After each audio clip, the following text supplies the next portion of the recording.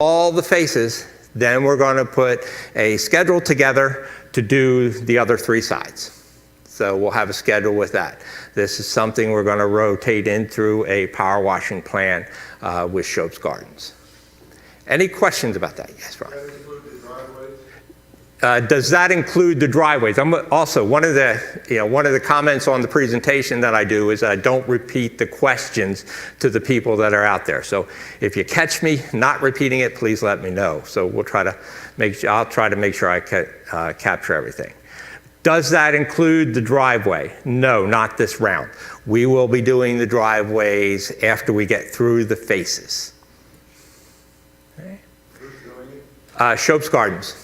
If you noticed, Shope's has acquired one of our small white vehicles. They refurbished it. They put some aluminum metal racking on that unit, and they are setting that up to do the power wash. That's the reason for that vehicle. When you say the facing, you mean the gutters and up on the eaves? Yes. Roof Yes. level? Yes. Roof level. Where the question is when I say facing, do I mean up at the gutter level? Do I mean at the roof level where the 2 eaves kind of transition together? There's some siding up there. Yes. Any portion of your unit that faces the road, that can be seen from the road, is the area they're going to be focusing on. That include the patios out front? That includes patios out front. That's why I asked that you take everything off of the patio areas. How are you going to protect the garden areas that are? The product they're using is very mild, and they've assured us it wouldn't damage any of the plantings or anything in the front. If you choose not to have it done, or you don't want to, okay, please let us know and we'll work something with you. We're going to have to do it in some manner, but we can wait till the end of, we can wait until the end of the season, till the planting or the growing season is over, and address it then. But we would put you on a list. There's no sound coming through. On channel 4? Thank you. We're good to go? Okay, we're good to go. Must have been a button on the computer. There are a lot of buttons on that computer, and yes, you can miss them. So, and normally Mary Lee and Trudy are here. They usually zip out of the room, go look at a TV, make sure everything is working, and come back. So, but they're off doing something else today. So hopefully we got it all resolved there. Any more questions about the power washing? Okay, channel 13, ABC, has temporarily moved to 116 on our TV system. So if you have our system, DirecTV and ABC are in a dispute right now, and you're going to get that scrolling message that they're in a dispute. So until they resolve it, we've relocated that channel to 116.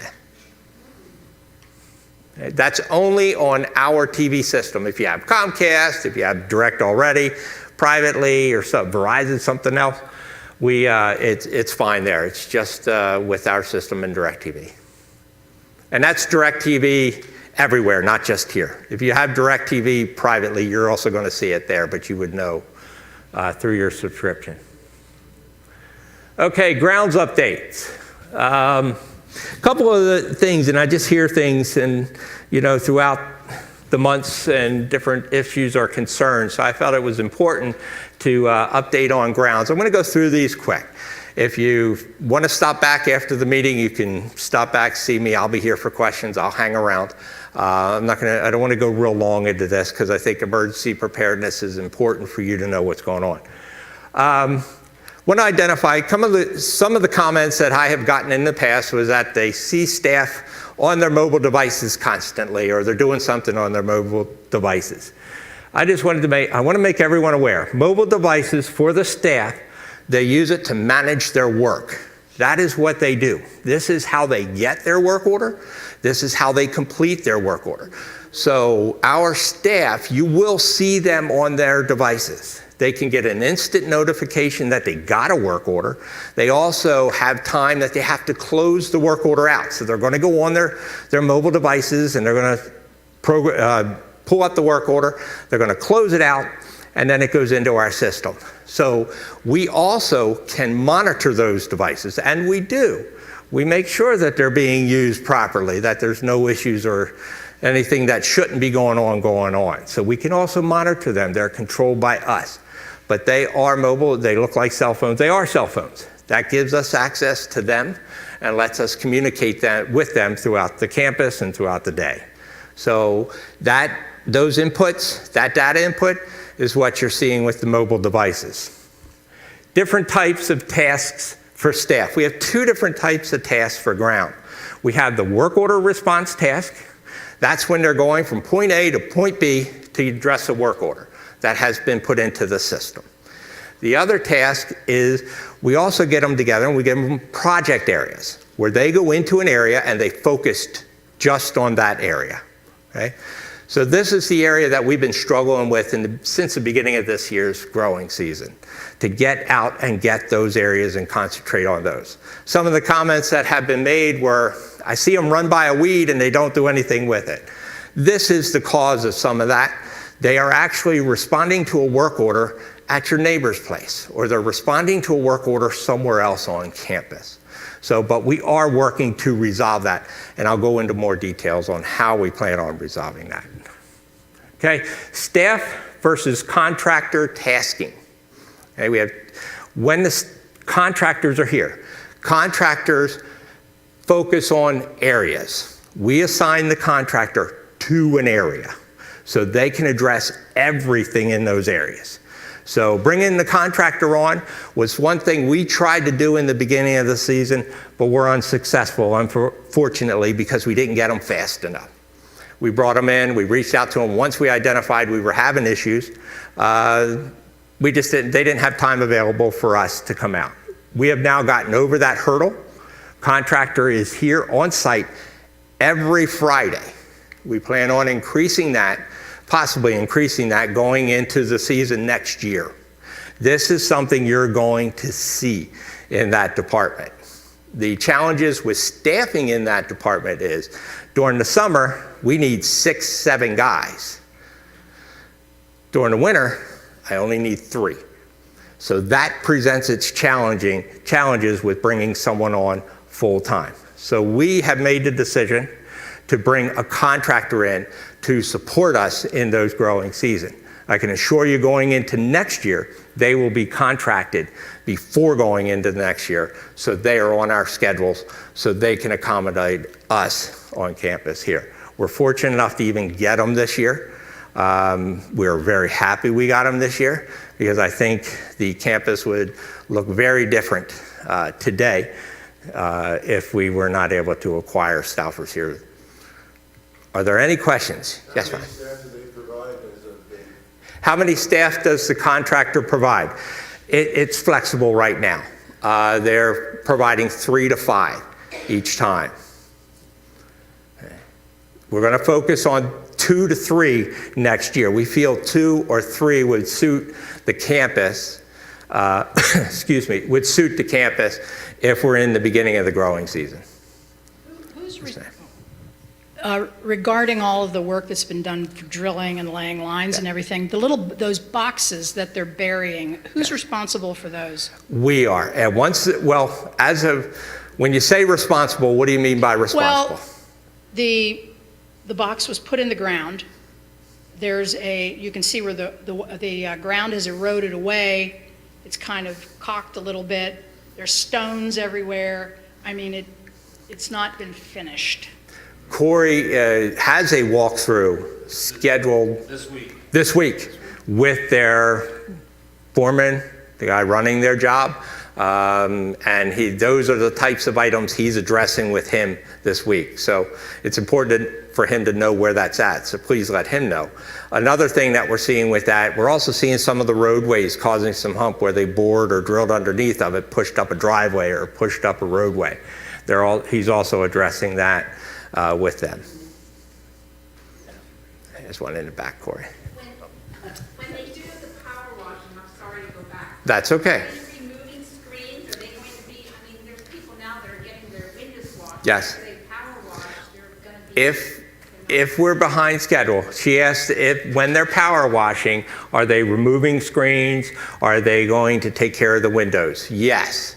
They will be taking care of the windows also. So if they make products out there that are streak-free, that you can use in a power washer, that should not cause a streaking problem. I need to step away from Corey.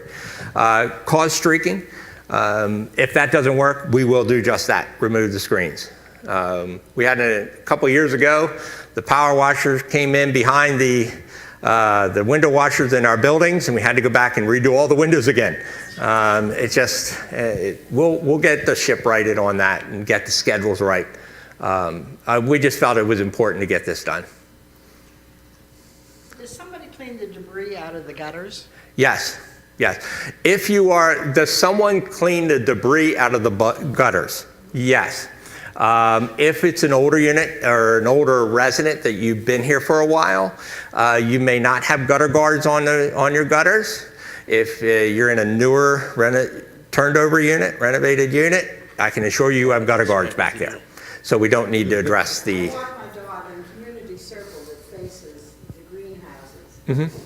The debris comes down on their patios, and the people come out when I'm walking my dog and say, "This is a mess, what do we do about this?" And I said, "Call somebody and tell them." Yes, that's the best thing. Call us and tell us. But we do clean the gutters. We address those. They're really So, Just one more question. one more question. Who do I call at the patio? You've got the spouting that comes across. Uh-huh. Down onto the, there is a piece of metal, or I don't know what it is, that sits right in the valley of. Yes, yes. And it's missing. Okay. And when it rains in the wintertime, all the water cascades over and it's a sheet of ice. So who do I see there? This gentleman's standing right beside you, Corey.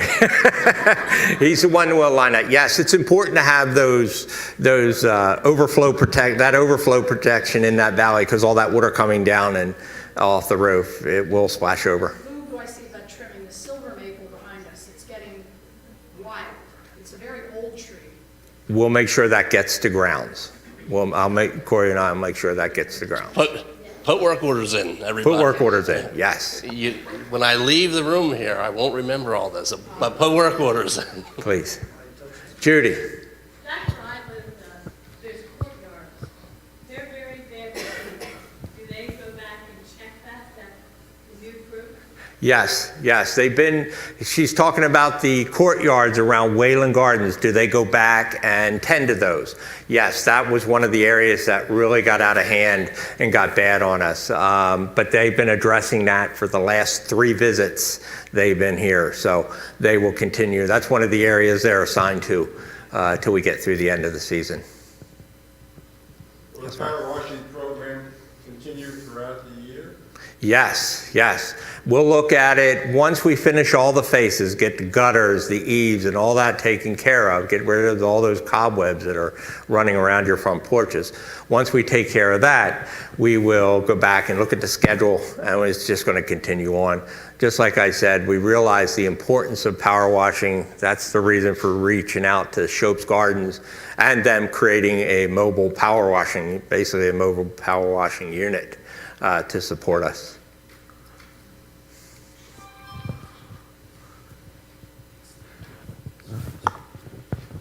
Several questions. One on the outside contractors that are coming in. How often have they been here so far? How many times? Three Fridays. They started in the beginning, just at the last weekend in June, and they've been here for 3 weeks now. Okay. And they'll continue through the year. Next question. Around campus at the electrical boxes, many of them had yews planted. Now, grounds went around 6 months ago and started cutting them back.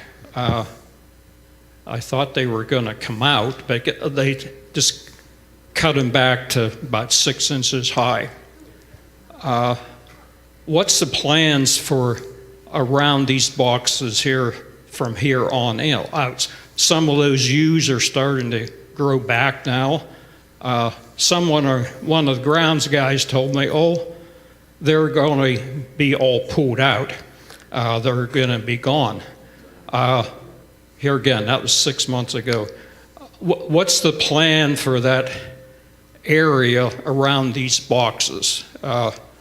There is not much uniformity there now. Yeah. Is there going to be some? Yes, what we need to do around each one of the boxes, the med ed boxes, we need to remove every planting around it. And that is the goal before the end of the year, to get those all out.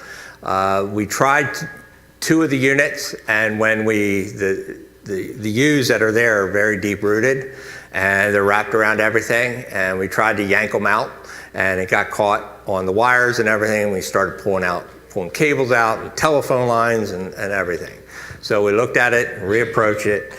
We will be cutting everything probably about 2 or 3 inches below the surface. Travis Starner will be doing that for us. We're also, because we have Stoufers here now, we could use them for projects like that. And the first project for Stoufers, beyond the daily care that we have them working on and getting caught up on that, the next process would be to address the new resident move-ins and our plantings committed to them. That's probably going to start by the end of this month.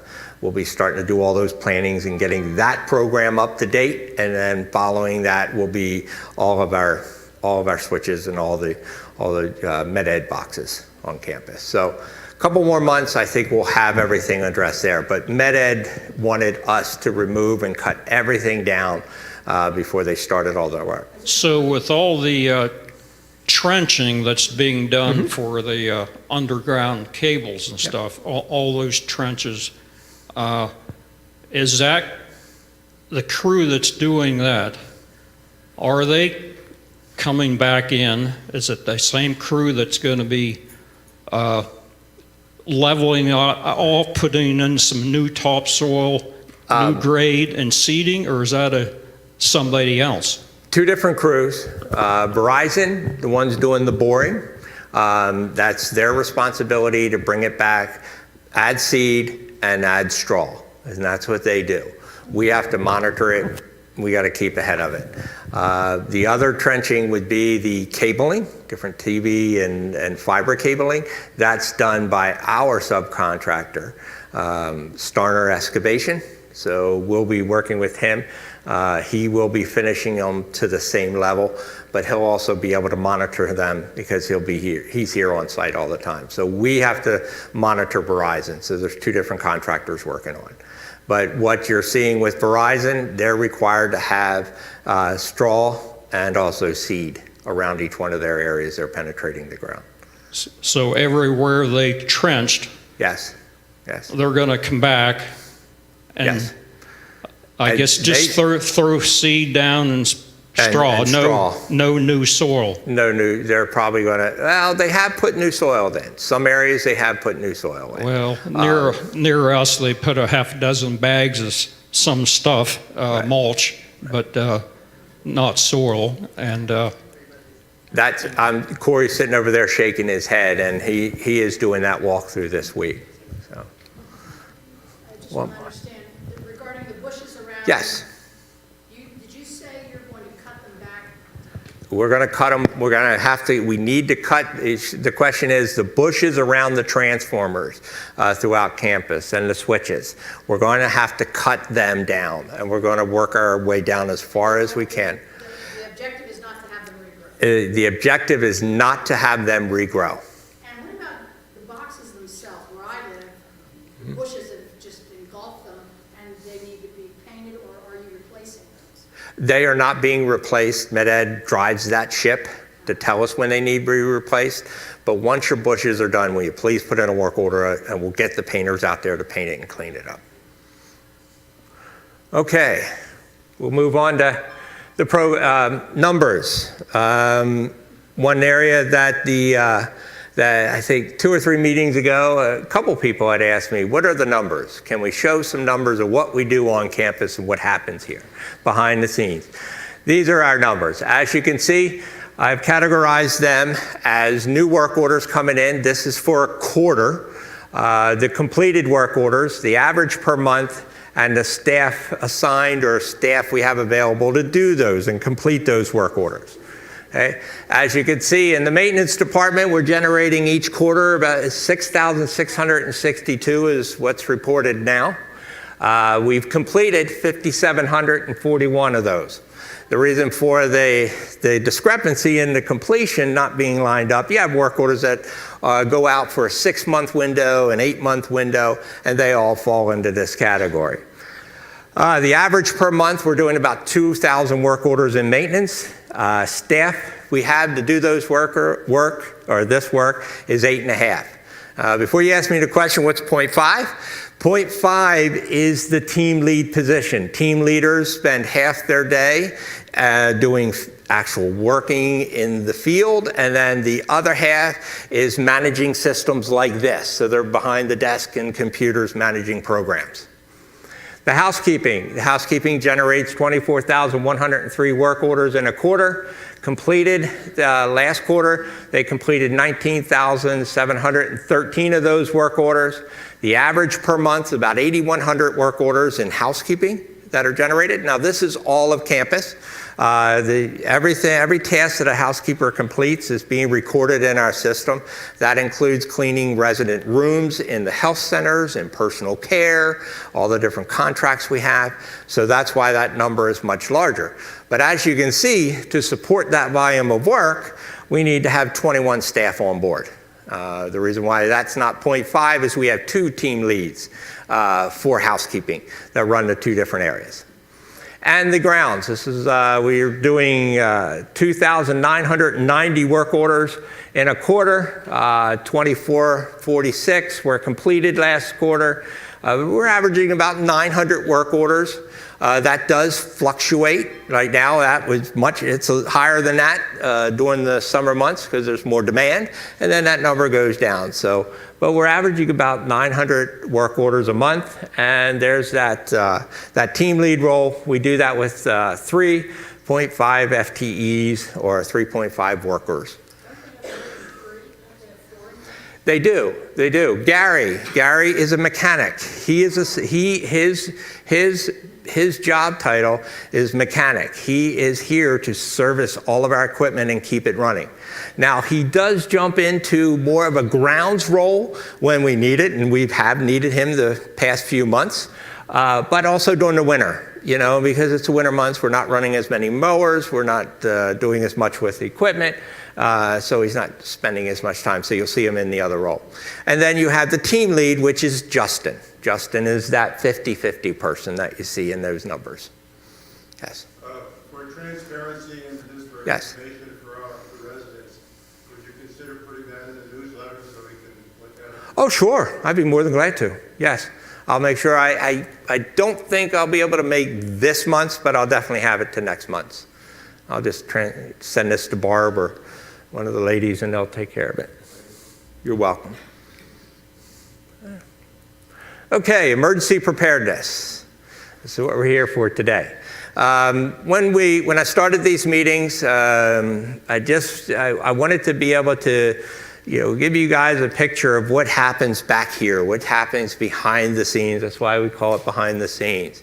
That's what I'm going to do today with emergency preparedness. I'm not here to teach you or tell you what to do or where I'll identify some places to go if something should happen.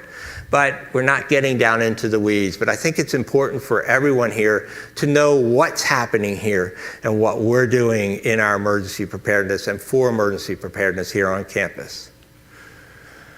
Okay, topics for today. Who are your first responders?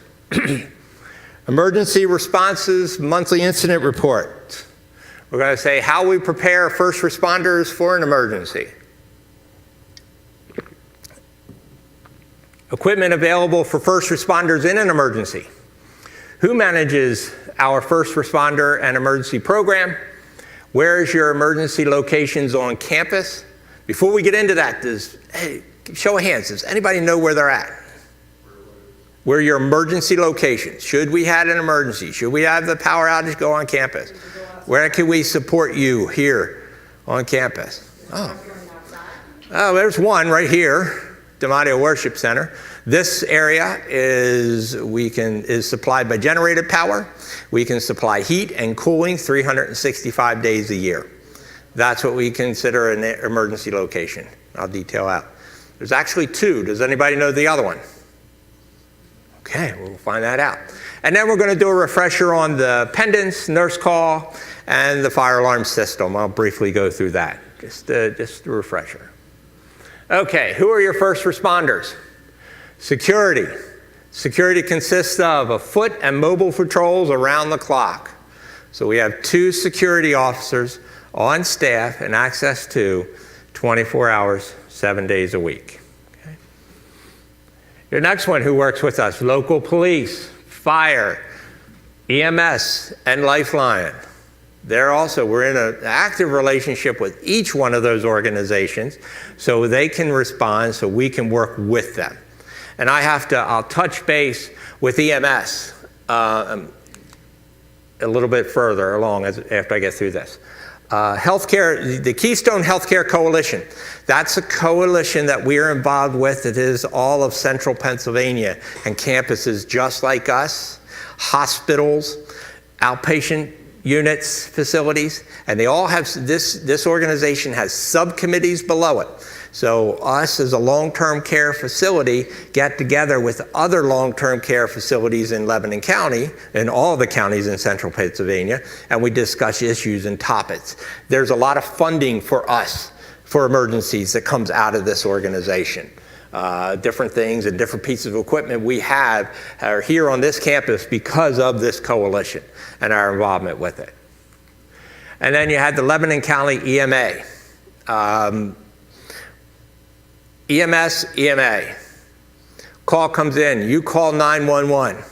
Certain situations, and this is the type of relationship we have with them, because they don't have to do this. They're getting police, fire on the line, they're getting them dispatch right away. But then they will call us. The severity of that incident that's happening, they will call Andy, the security department, directly. Not wait for them to arrive or not us see them on some type of notification system. So they have called us and said, do you know this is happening? Or do you know this is going on your campus? So that's the type of relationship that we have with them. Hey, monthly incidents. This is what we're seeing in the department coming out of security.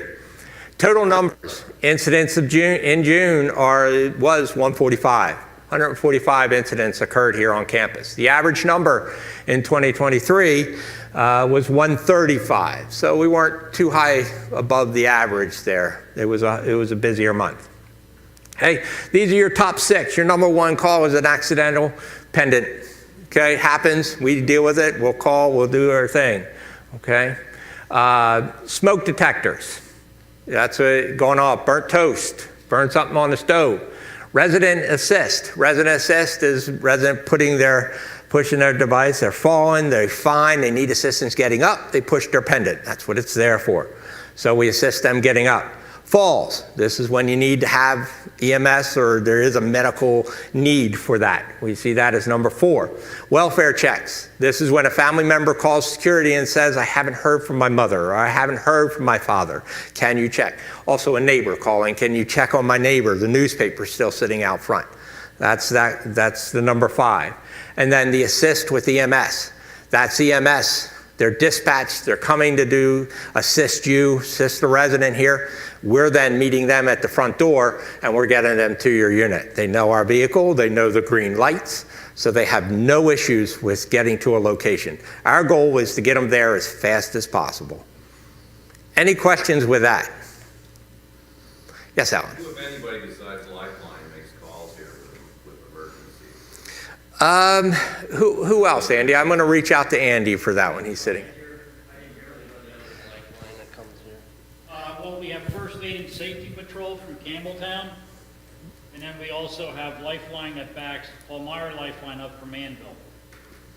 So Lifeline has helicopter. They also have mobile. So they have their mobile. Most of the time it's their mobile units. I don't ever recall a helicopter needing to land here, Lifeline, No, but they have the mobile. They cannot land in Palmyra in this area. Yeah, they can. Okay. Let's go with accidental pendants. Want to address that. We had an incident, and I want to get it out in the front before comments or things get out into the community. We had an incident where we didn't make the call to the resident prior to going to the unit. We like to do that. Our practice is to call the resident first before we go to the unit to verify there's a need. This incident, the officer was right by the unit, so went right to the unit because he saw the pendant come in. It was an accident. We startled the resident, because we didn't get a response from the knock. It just was not the right scenario. I mean, he was getting there as fast as possible, not to justify it, but we're working on that. We're going to change what we're doing and make that call first. So if you hear any rumors of that or anything like that, we're aware of it and we're going to address it. So if anybody's ever been startled, I think we might have had a few of them over the last few years, but we're working on that. So I understand the urgency because when there is a medical issue with a resident, you want to get there to get the assistance there as soon as possible. Okay. How we prepare first responders for an emergency. We do a few things. We exercise. We practice. That's important for us to make sure that we're doing those. So we do drills. We do tabletop exercises. We do hands-on drills where they're physically, we got a fire drill or we have something going on, we're hands-on. We also do collaborative exercise with local first responders. We do a few of those a year. We have some mandated exercises we have to do in our skilled care areas, but we also have those other exercises we're involved with. They also do some of their meetings here, so we're getting involved with them. You'll see them start to coming back. Prior to COVID, we did some exercises where we made sure they could reach the top of our buildings with ladders and things like that. So that's starting to resurface now that we can get more active and do these types of things on campus. Training. What do we do in training? We do active shooter training. We do fire extinguisher training. We do CPR first aid training. We do AED training. We do med sled training. We do striker chair training. We do stop the bleed and lift training. This is just the small. These are the highlighted ones for us. But we do have a training program with all of our officers, for all of our officers, that they're doing online. So we're continuing to prepare them for an emergency. And we also do an HVA, which is a hazardous vulnerability assessment. We are required by the Department of Health to do that annually. So we do that in our skilled care and personal care settings. But when we do the HVA, we just don't focus on those areas. We focus on everything. We make sure that the campus is we take that over to the rest of the campus so we can address any types of issues or concerns. Francis? Yes, Alan. Going back to the training thing. Sure. Are those mandated, or are we going above and beyond what's required by the federal government? What is mandated on this list? Fire extinguisher training. Right? Corey? I'm looking at Corey and looking at Andy in the back of the room. It's fire extinguisher. I'm just testing my nice. Yes, we mandate fire extinguisher and CPR. And CPR. And now AED, since we have it. We mandate CPR and AED, but when they come in and look at our books from the state level, they just look to make sure you're having your fire extinguisher training and your fire drills. Your exercises, they have to be done on a quarterly basis. Beyond what's required, that's what I'm asking. We are going above and beyond by doing active shooter training, AED training, med sled training, striker chair, stop the bleed, lift training, and the many different types of training that Andy does with his officers. Okay. I have a question. Yes. Just pick active shooter. Yes. There is one on campus. Mm-hmm.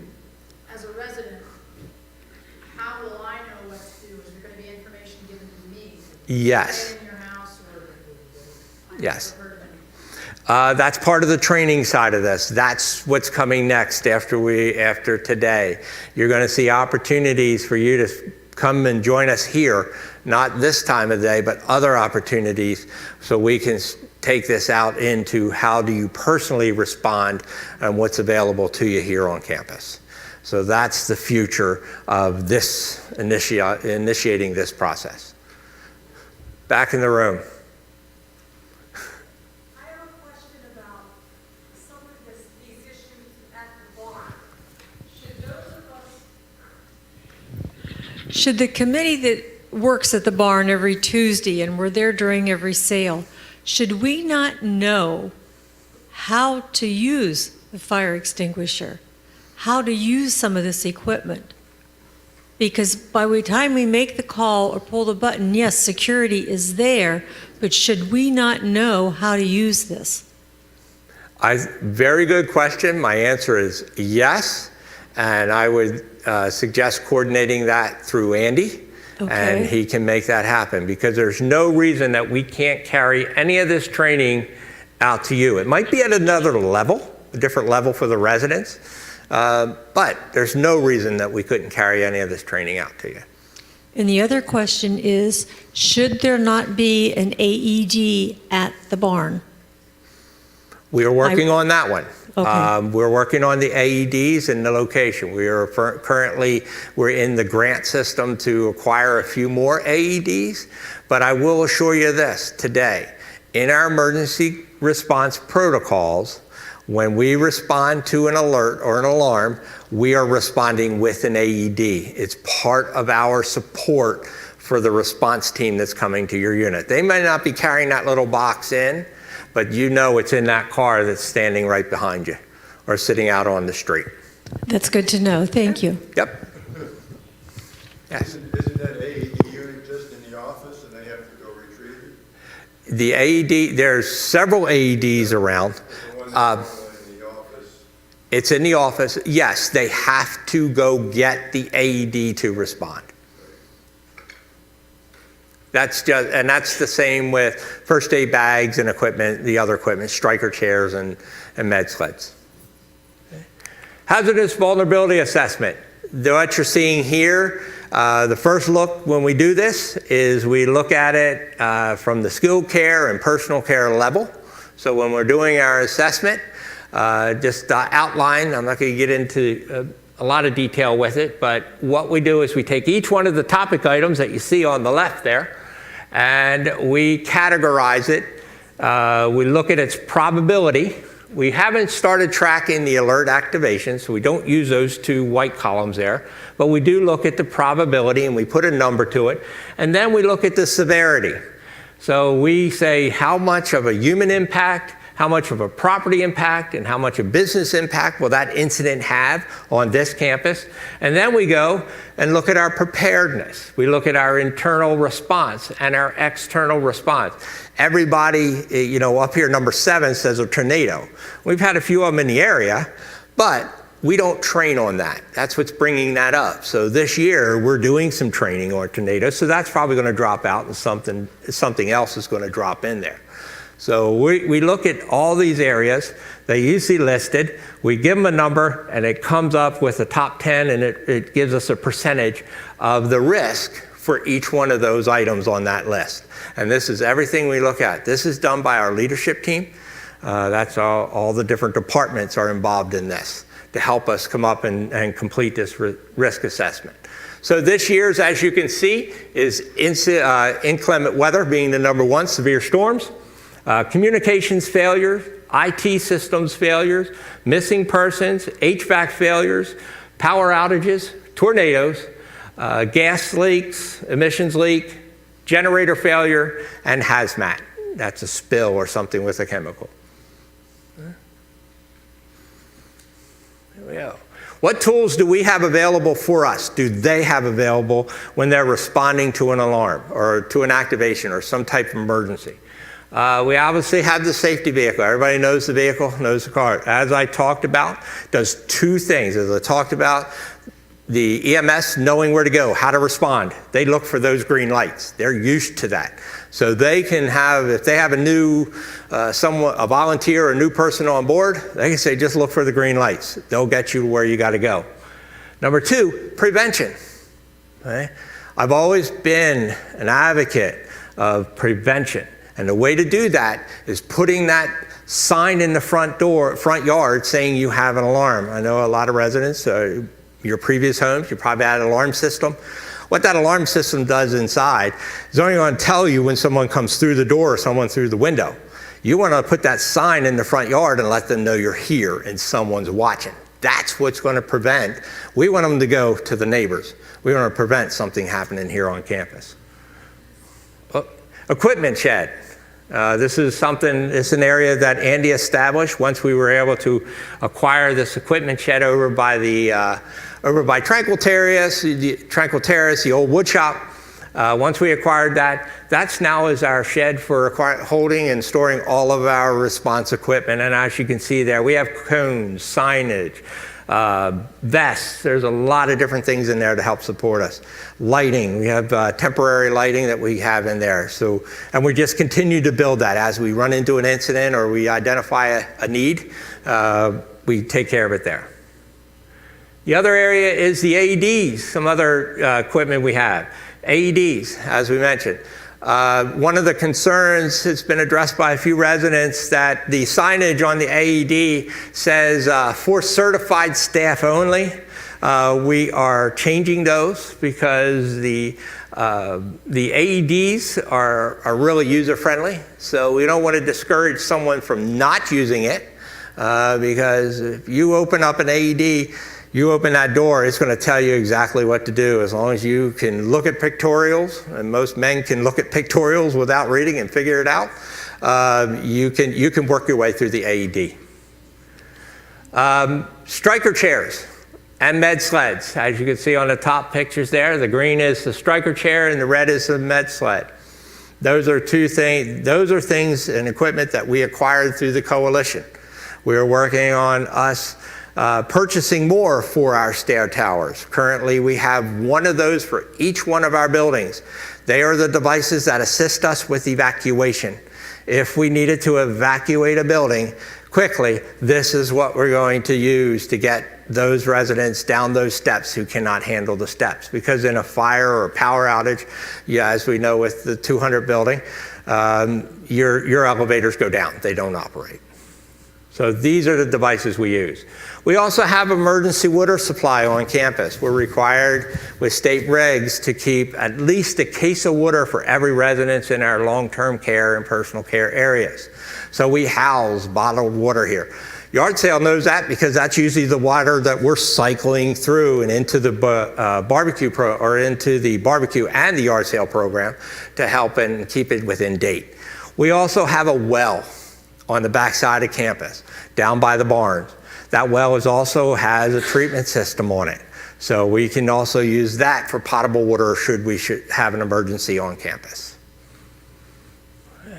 Some other tools. These are the tools that are behind the scenes, really in mobile devices. We use a product called PREP. That's where we manage all of our emergency documentation. Our plans, our procedures for each one of the incidents that we identify in that HVA. That's where we manage it. Every staff that has a mobile device has access to that system. Every staff who is authorized to use a computer has access to that system. So anybody can go in at any given time and see what the procedure is or see what the policy is on each one of the situational incidents we could have on campus. Mass notification, text them all. Small change here.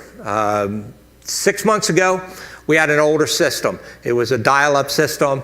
We put a message in the system. It would call you. That whole process of calling the residents on campus would take about 45 minutes to contact everyone. So that's great to let you know that there's going to be a storm or something like that, but in an emergency situation, that doesn't work. So we moved to text them all. Text them all does two things. It allows us to text information out to residents. It also allows us to phone call. And it uses a cloud-based system that taken that 45 minutes down to a matter of minutes That's how fast, because they're not just using a bank of telephones or a bank of phone lines. So that's text them all. Leadership has access to that. Supervisors has access to that. They can go in and type a message out and send it out to anybody anytime. SDS Online, MSDSs. Everybody's familiar with MSDSs.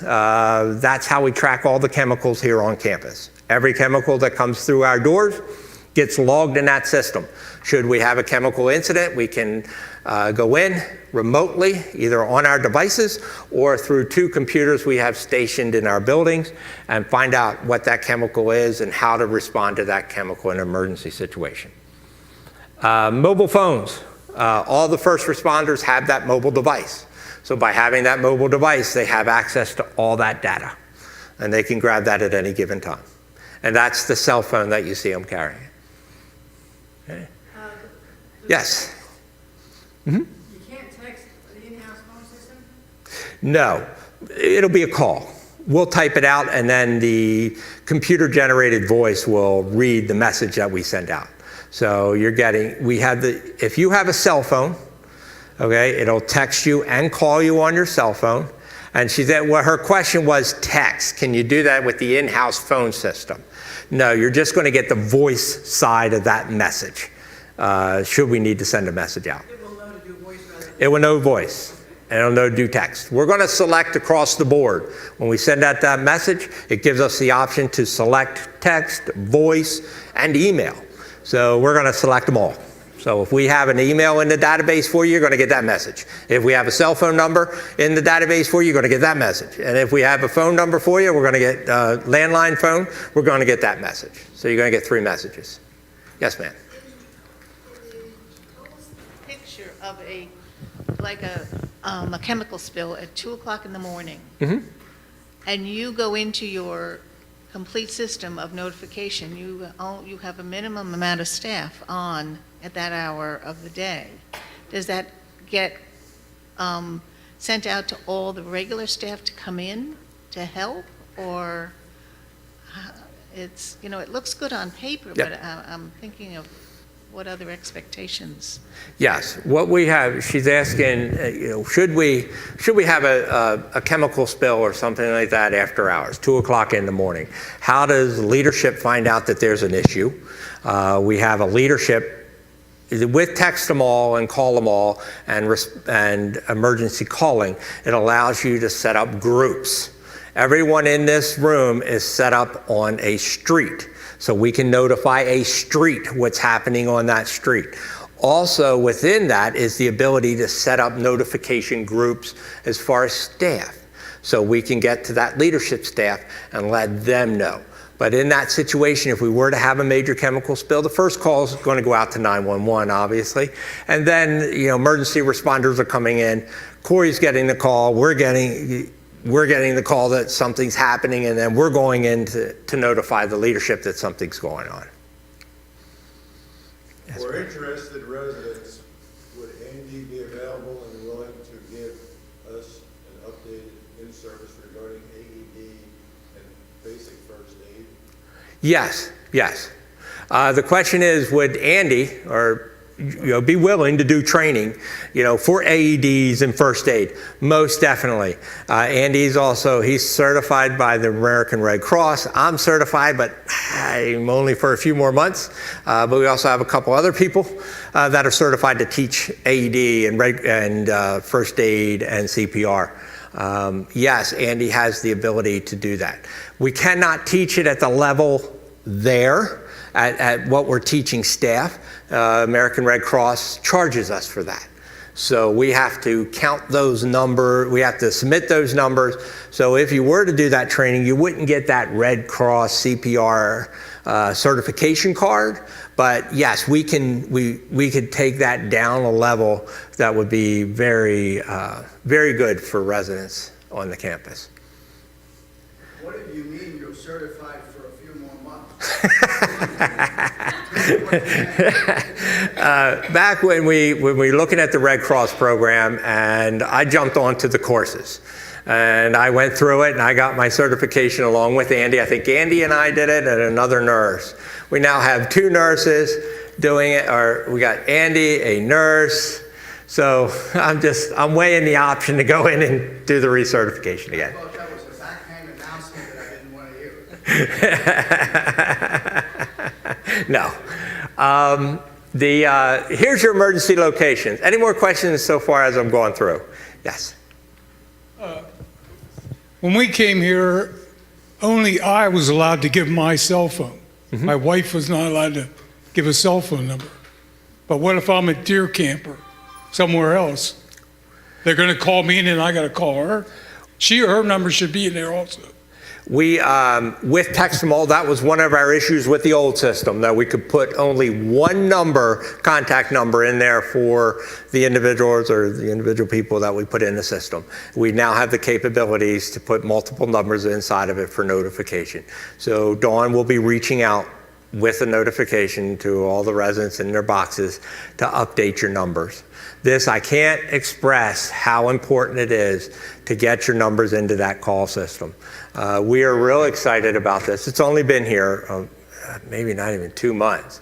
We're really excited about it. We're going to start using it next week with those the power washing notifications, now that we can take it down to a street. So we're getting more and more active with this system. So that update will go out, but you can do that. Okay, here's your 2 emergency locations. The Stoneback Pavilion is the one that wasn't mentioned when I got started. That area also has emergency power to it. It has Wi-Fi to it. It has cooling year round. It has heating year round. So that's another emergency notification. Well before I was here, we had a major failure. Was it power, Corey? It was power. Okay. Yeah, ice storm took down power lines. I think the power was out for how many days? 3, 4 days? 5 days. 5 days. This became an important hub for that. I know the kitchen was doing soups. In that situation, and like I said, we're not getting into training, but if we were to have that scenario here, first thing we're going to do is reach out to you to reach out to family members, and hopefully they can put you up for a little while till we get it all corrected. But those residents who do not have that type of support, we would do everything here as far as we put beds in here if we needed to. But this area is definitely is a good area to have. Yes. I'm surprised the health center, the greenhouses aren't listed. Yes, health center, yeah, they are. Health center, I was focused on the IL community. The health center, all those areas have emergency power, they have generators supplying them, they have heat, they have air. We just started transitioning the areas to support the air. Air is always the hardest one because there's so much of a power load on generators. But as we do these renovations, that's the first thing we look at is how can we sustain on a hot summer day? Because we are required by regulation to keep that temperature at below 78 degrees. So 78, right? 71 to 81. 71 to 81. Okay, to keep that from 71 to 81, we can't go out of that range. So we do everything possible in those. Is Foxborough going to have their own location, or will we be absorbing those folks? We'll be absorbing those folks.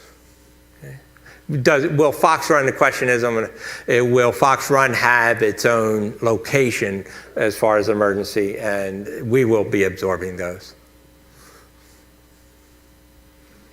Yes. Living on Oakwood, where would our emergency place be? You could pick either of the 2. If we had a power failure, something's out, you can come here. Or you can go to the Stoneback area. And you just brought something to mind for me. Please, if let's say a family member has a concentrator or something they depend on, especially in our apartment buildings, please call us, let us know, make us aware of that you need that assistance for that unit. Or what we've done in the past in our buildings, we pull power off an emergency light that's in the corridor. The apartments don't have emergency power inside of them, but we pull emergency power off of the outside corridor light so we could run that concentrator. So if you have any life sustainability equipment inside your unit or your family member does, please let us know, and we'll do everything we possibly can. If we had to bring in a generator, we would. Okay, who manages this? Andy Baca and Corey Swingham. That's who manages these programs. And I can tell you right now, I can sit up here and give you all this information. But I can tell you, it only happens because of these two right there. We have roundtables consistently. We meet weekly. We implement things. They implement things. We collectively come up with these ideas. As incidents happen, we look at them, we review them. Every incident, as you saw with those numbers, is recorded and documented with a detail of that incident. And that gives us the ability to make adjustments to our programs. And those two are the ones that make that happen. Okay, refresher. Any questions about emergency preparedness? Yes. With respect to a call based on a healthcare call, what are the security staff able to do? What are they not able to do? Basic first aid. Basic first aid. We're going to come in, we're going to do a blood pressure. We're going you know, they can do, we're not going to do wound care in a sense. We're going to do the wound care and send you off on your way. You're going to have we have stop the bleed. If you have a major bleed and something's happening, we're going to address that major bleed, and we've done that before. We're going to address that major bleed. But are we going to give you a repair and send you off? No, we're not. You know, there's risk there. We're going to come in, we're going to make the assessment. Just remember, he asked, we're not going to call Lifeline or we're not going to call the ambulance services. Okay, there's a difference. And let's take a fall. Okay, the way we look at it, you have two ways to respond to a fall. We are going to assist a resident to get up, okay, or we're going to get them up. If we have to pick them up, we're going to call the ambulance. That's what they're trained to do that heavy lifting. If a resident can assist us with getting up, you know, you need to be stabilized. You know, maybe your knees are a little too far and you're past that strength point. We're going to assist you to get up. That's the officer's call when he is on the site. He's saying, am I going to physically have to pick you up and put you in bed? They're gonna call the ambulance for that. How about that device that you have that will assist? Is one in Patty's office. Yes. Do you use that? Yes, we have to use that, and we use that with Patty. Patty can assess them and assess the resident. Says this resident is stable, is good when they get up. They're just down there. We need to get them up to that point, but that we're assisting them with getting up. But the security are not familiar with that? They're familiar with it, but you know, it's still a device, but it still takes two people to use it. So if it's only one security officer, they're going to call the ambulance. Are there many of those calls that have to be sent by ambulance somewhere? Yeah, I think it was number 4 or 5 in the top, the falls. I think it was up there. Does Patty respond to ILC calls with respect to wound care in the home? Does she respond to those? Yes, not initially. Some calls she'll know comes in, and she does. But we are the first responders, security is. So they address the call. Patty is always there to support us. That is one thing it's great to have about having Patty. Any other questions? Yes. Okay, going back to your very first slide. You mentioned Lebanon County EMA. Yes. Is there a local level EMA? Meaning North Londonderry County, do they have an EMA? You know what? They come out of lawn. They come out of everywhere. It's just the dispatch. Like this township doesn't have a fire department. Do they have an EMA? I don't know that, Andy, does Lebanon County have an EMA? Does this area, does North Londonderry have an EMA assigned to it? an ambulance. Lebanon County oversees Northland and Erie County. Right. And then basically they'll put out the notifications for the ambulance that comes from Palmyra Fire Department, which is Lifeline EMS. I know Anvil has one. Lawn has them. Derry Township. So North Londonderry does not have one. It all comes down to, if you do have an incident, let's say you have a tornado. Mm-hmm. You rip the roof off the building. The local level EMAs usually starts that to get funding to, Right. or everything like that. We've had it. We did. We had 5-6 years ago. We had a major storm here, that big 30 plus inch storm. There was monies, and we pursued that through Lebanon County EMA is whoever we pursued that through for different funding for that emergency. Another question, sorry. Sure, that's It good. used to be that if you had an incident in your home, the LPN was able to come down from Leffler or from the greenhouses to assist or give an opinion as to how to dispense with the situation. Is that not any longer available? Yeah, we moved away from that. It was over COVID. The question was, if you had an incident in your home, the LPN would respond, and they do their thing. LPNs are not, or RNs are not first responders. They're here to support us. So, and they have. We've had incidents where we've needed a nurse right away, and they do support us, but they are not part of the first responder program.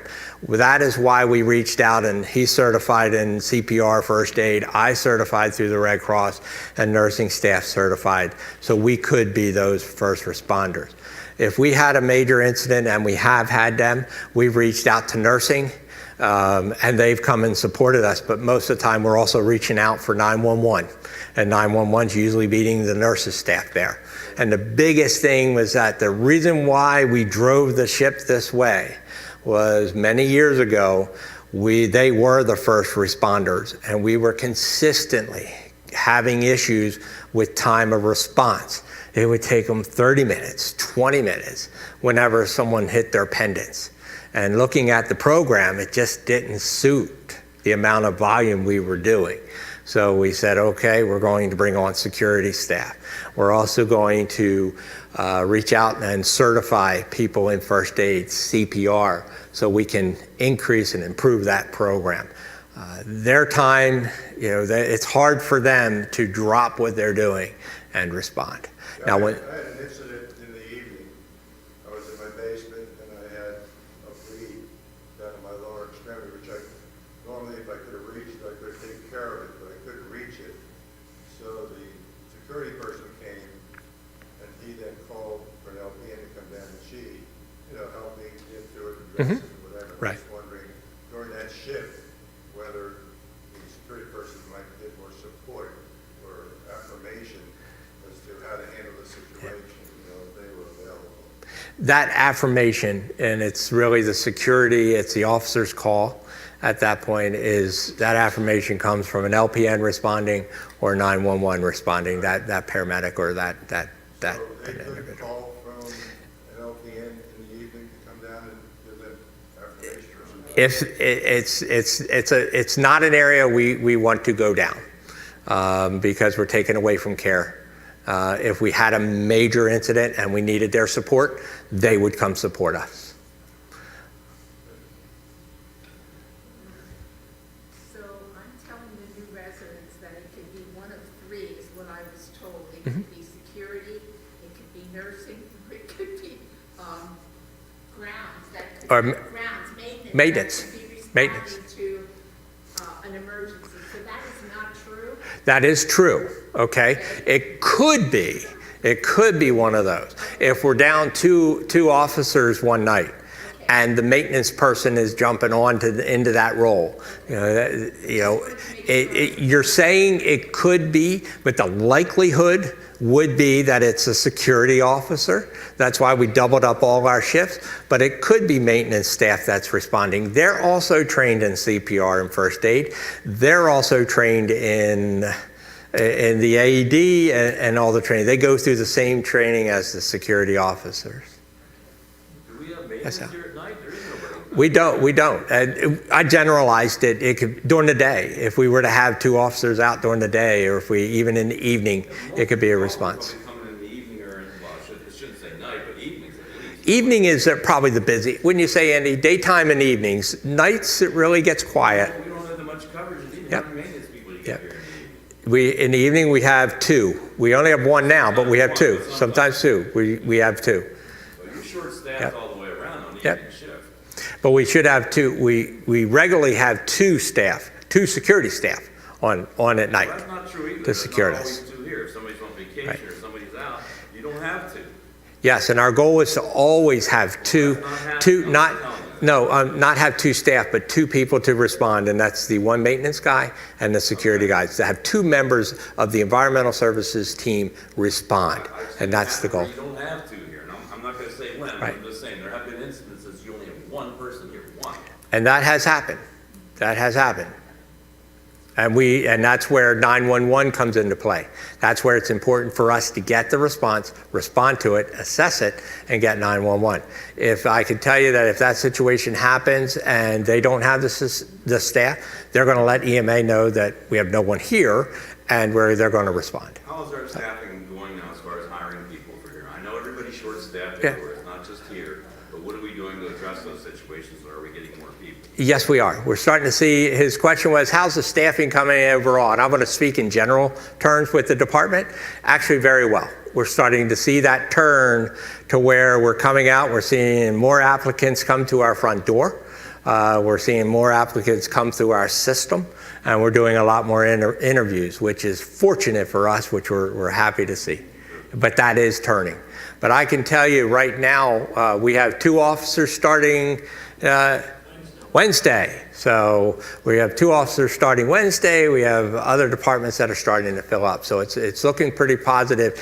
In the environmental services, I can't speak to all the other departments, but definitely environmental services is looking to get some relief.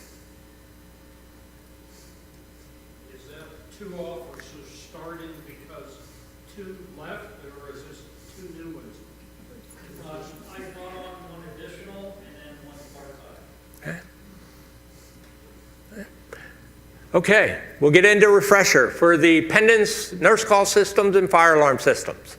Okay, pendants. Just a reminder, they're water resistant. Okay, so we're not submersing them in water and then pulling them out and thinking they're going to work. They're water resistant. Repeaters throughout campus. Just remember that your pendant will work anywhere on campus. You push it, we're going to get that notification. It might take, if you're not in your unit or around your unit, it might take us a little longer to get there, but we're going to, and when I say a little longer, it's going to be minutes. It's not, I'm not talking, 20, 30 minutes. We have to find your pendant. So when you hit that pendant, it's going to notify us, tell us that there's an alert from your unit. We're going to go to that unit. We're going to call you. We're going to see if you're there. If you're not there, then we're going to look at it and find out what repeater it was pinged off of. And if it's the repeater at the barn, we're going to go to the barn. We're going to look and locate you at the barn. One thing we have started doing in our database that supports this is putting your picture in there. We just aggressively through Dawn started doing that. If you don't have a picture in our system, we're going to contact you so we can get one. We're going to get one taken. Picture is so beneficial to emergency response, so we know what they look like and what we're responding to.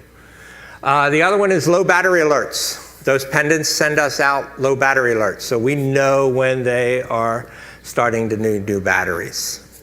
Yes, about that. This is something I've been wondering for a long time. How long Sure. does that battery last? Right? How long is it supposed to last? And do we have a program to replace those ahead of time before you get a low battery alert? Okay, I'm going to repeat the question. How long do the batteries last? And do we have a program in place for the low battery alert, or to replace them before they get low battery? The life of the battery, I'm going to reach over to Corey. What do you 3 to 5 years, they're the lithium. That's it, the lithium battery. What you have to remember is your pendant, Alan, your pendant is constantly communicating back to the repeater. So every day, those repeaters that are out on campus will send out an alert saying, "Are you okay?" That pendant texts back and says, "I'm okay." So that's constantly happening. We're seeing about 5 years that we start to trend into a lot more low batteries coming out, and we would make a move to replace those. 10-year batteries, so mine's already probably beyond usage at this point. You're probably lucky you haven't gotten calls from my alerts at this point, from my pendants, so. Ben showed up at our house a couple of weeks ago, towards the end of the day, and said, "We gotta replace your battery." Right. They haven't asked me that, and mine's over 5 years old. We'll check on that one. But there's a lot of variables in how long the battery's going to last, how far you're away from repeaters. But we've been seeing about 5 years.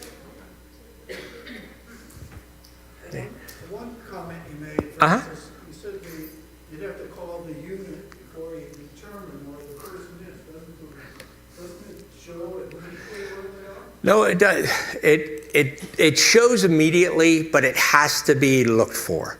And what I mean by that is when you hit your pendant, the first thing's going to come up is your name and unit number.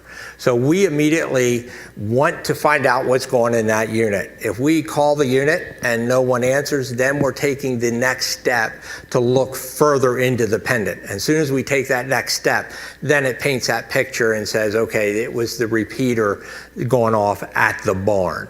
Rather than take that step beyond notification and finding out if the person is okay, we make the choice to call right away, find out, or respond. And if they can't get to the phone, that's when we're sending out a unit right away. We're going to the unit to make sure that, within a matter of seconds, we're behind the door. And that's what I referenced earlier, an incident, which we've had a few of them over the years, where we've responded right away without calling, and it was just an accidental, and we startled the resident. Is this old technology? No. How old are the pendants? No, the pendants we just went through a big cycle of changing and replacing some of our older pendants. So it's current technology. Yeah. Emergency calls. It's important to make sure that you have your emergency medical sheet on your refrigerator. If you don't have one, please go to Patty and get that. We use that when we come into your unit for an emergency. Also, the EMA use it. So we encourage, you don't have to, but we encourage residents to put that up on their refrigerator so we can, if you're unconscious, we know how to respond to you.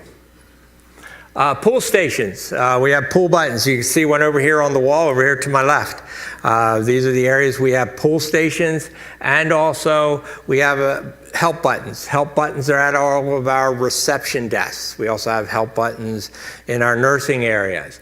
But the worship center, the wood shop, the fitness center, activities room, we have these pool stations. These are the ones I could remember. I'm sure there's many more out there, so be familiar with that. When you go into these common areas, know where it's at, because you never know where an emergency is when it's going to happen or how it's going to happen. Fire alarms.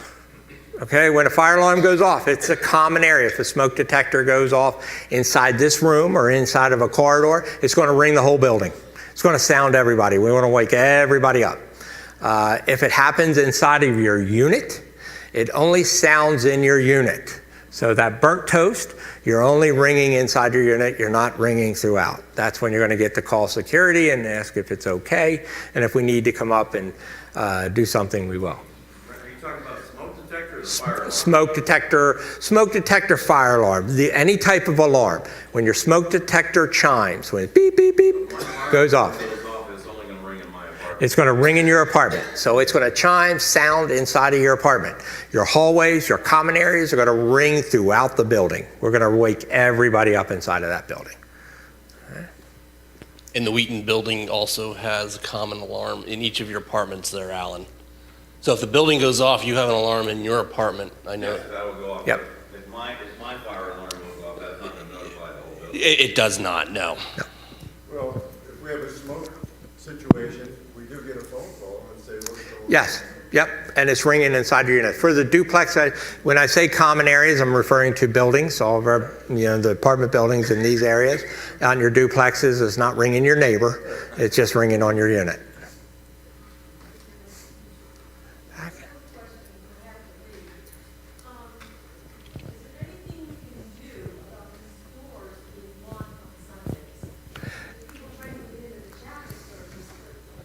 Yep. Jeff, right. Jeff and I I just met with Dick Hahn and Ron the other day, and that's one of the questions, and we are working that out to come up with a time frame that we're going to open the doors. Plus, I need to make sure Jeff's good with us going back to open up the doors. So we are in those discussions now. We're looking at all of our emergency programs. Yep. Right. Yep, we are working that.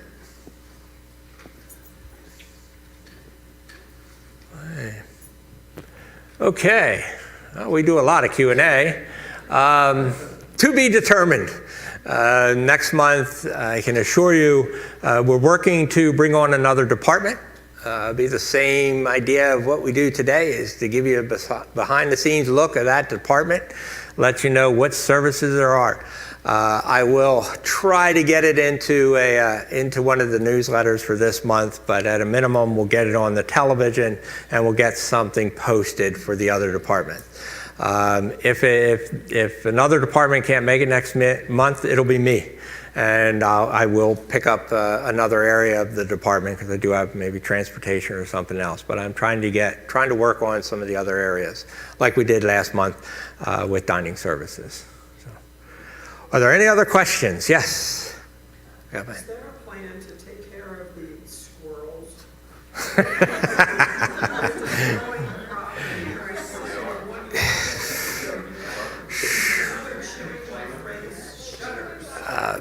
Yeah, They're just everywhere, and they're in vehicles. I think it's hard. The squirrels they've been a battle here on campus for many, many years. I can discourage feeding. If don't feed the squirrels or put them out. It doesn't help us with the damage that they do. We do try to de-nest and take care of it that way. It's a tough area. I don't know. I'll reach out to Justin and see when they're de-nesting again. But we do aggressively de-nest to try to get them, but it doesn't take them long to come back. Whew. What's that? Oh, we can. We can. Just like the groundhogs, we've done that. We've had residents put traps outside of their places. So. Yes, Dick. Can you review the procedure when an elevator goes down? Yes. Okay. When an elevator goes down in the buildings, elevators unfortunately take a lot of draw, and they're not on the emergency power. So when an elevator goes down, whether it's a power outage or a mechanical failure, they do not operate. We are coming up with signage now to support this, but I just want to encourage the residents. If you're in a building and your elevator goes down and you need assistance with the stairs, we will be more than glad to assist anyone with going down the steps. Give security a call. We're also putting we're acquiring signage that reflects that to place on the doors and the elevators as a reminder to give us a call if you need assistance. About chairlifts? We are. He's nudging me with some reminders. So obviously, he and I we've had this conversation. Thank you. We are looking at, and we have cost to put a chairlift in each building. not each stairwell, but each building, to help support us should we have a mechanical or a power outage in our apartment buildings. It's looking pretty good, but we will be putting them in. Now that will be use only by staff. Okay, we'll start off using only staff, because normally the only time we would need that is if we had a power outage or a mechanical failure. So it wouldn't be something there for someone to take a shortcut or just ride the unit down the steps. But Acorn Lift has been on site. They have quoted us what it would cost to do each one of our stair towers, and we're looking at those to support our response to power failure and mechanical failure.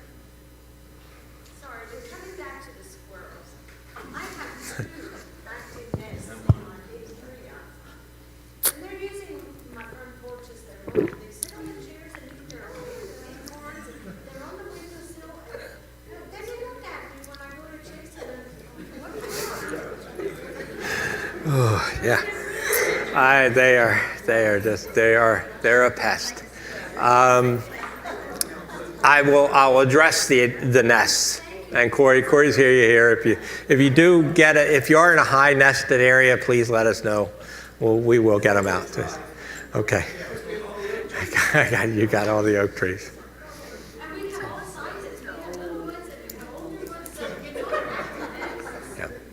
The question was the squirrels, and she has 2 nests outside of her unit, and we'll address those nests. Yes, Alan. Question about the EV charging station. I saw somebody there last Tuesday who was not a campus resident. I don't know if they were employee or off campus, trying to use the charger there. How does that thing work? If I buy an electric vehicle, how do I use that? Yep. If you buy an electric vehicle, currently, okay, those charging stations are open access. We are Need the badge to use that? and we are currently looking at that. We've reached out to a product called Blink to help us control that. I found out a few months ago that we are on, as you know how the web works nowadays, you go in and you Google electric charging stations, you see this pop up, our charging station pops up in the area, and then it says the comments, there's people saying free. So now just to reassure everybody, okay, when someone charges a car, it is a matter of it's a few dollars. Not that we want to encourage them coming here. It's not like there's not a lot of expense to it. Not that we want it happening, but it's not hundreds of dollars. When you go fill your tank, you think your tank is filling up, you see $30, $40 for that fill up. That's not the way, without getting into the details, that's not the way the charging systems work. It's a matter it's a few dollars when someone comes in for 20 minutes or 30 minutes or an hour or two. Is that sign new there? I saw a sign there. Yes, sign is new. That is, Andy put that up. You ordered that and put that up a couple weeks or a few days ago. 2 weeks ago, okay? So once that came in, we're letting people know that it's for resident use only, but I don't think that's going to discourage them. It's not going to discourage them. So we are looking at upgrading the system. Also, our system is also old. If you are one of the residents that have the car charging system, car that needs charge, it is an older system, so we're looking at upgrading it so it does a quicker turnaround time and everything. Can I go back to the black van? Sure. Was there ever a consideration of renting a substitute van until that was repaired? In other words, people have been suffering with this for months. It seems like if we could have rented something that would have replaced it and provided the safe travel for the tourists. You know, and this is me being honest, yes. We do have those options. We could have rented something. Was it overlooked? Yes, it was overlooked. We'll remind you. Thank you. Thank you. It was overlooked. It was overlooked. So, you know, we got, and that's not justification. Over the last 2 years, we haven't used the vans. Last few years, they haven't been in big use or major use. You know, it take months that we wouldn't use the vans, but now the campus is becoming more active, which is a great thing. You know, you just miss a few of those things. So, you're welcome. Along the line of Alan's question, Mm-hmm. are outside folks allowed to be using the pickleball court? Is that monitored in any way if outsiders are there and the residents come along want to play pickleball? Do you just walk out? We don't. Has that been looked at? Right. We don't discourage, we wouldn't discourage a family member or a resident or family of the resident using the pickleball court. If anyone wants to come up and their family's here for the weekend and they want to go try pickleball, we don't discourage that, just as the shuffleboard courts and all of our activities that we have. But if we do know that someone is there using it either incorrectly or doing damage, we want to know. Or if someone's there we don't know, we can always check to see if they have a family member or someone on campus. That is it. Now, when I say that, that's also for the playground. I don't refer to the playground in that. The playground is open to the public, and we allow the public to come on for the playground. But our shuffleboard court, the pickleball courts, and those are here for the residents and their families. These amenities through the years have been underused, and I'm happy to see other people even using these facilities. As long as, I mean, if I was going to play pickleball and a bunch of people from the outside were there, I would ask them to, when they finish the game, to allow us to use the facility.